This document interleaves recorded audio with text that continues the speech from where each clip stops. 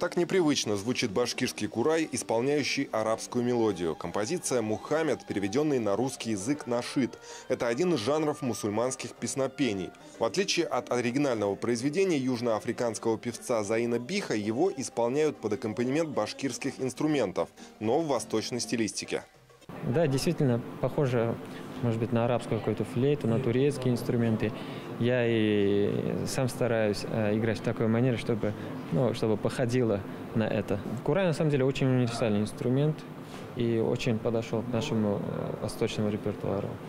Кураист и певец Гаяс Елмурзин пришел в музыкальный коллектив год назад. Выпускник Санкт-Петербургского университета культуры и искусства по классу вокала и мусульманин, соблюдающий все каноны ислама, он-то и предложил название для проекта.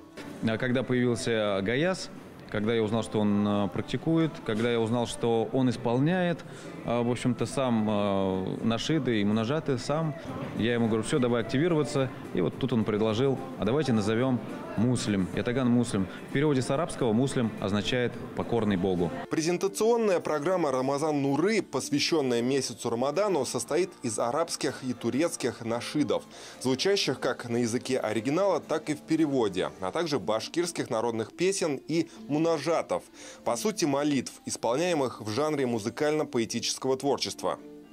Вы знаете, у нас было немало фольклористов, которые к нам приезжали, которые записали огромное количество мунажатов, в общем-то, да, и что-то мы взяли оттуда, что-то мы взяли с мировых, скажем так, исполнителей. Но это не только молитвы, взятые из священных книг. Например, композитор Риф Арслан предложил записать свой авторский мунаджат.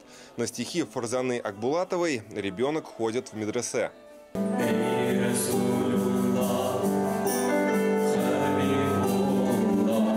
В качестве композитора попробовал себя и Гаяс Елмурзин. Его дебютом стало произведение «Милая моя земля», написанное на стихи Салавата Юлаева.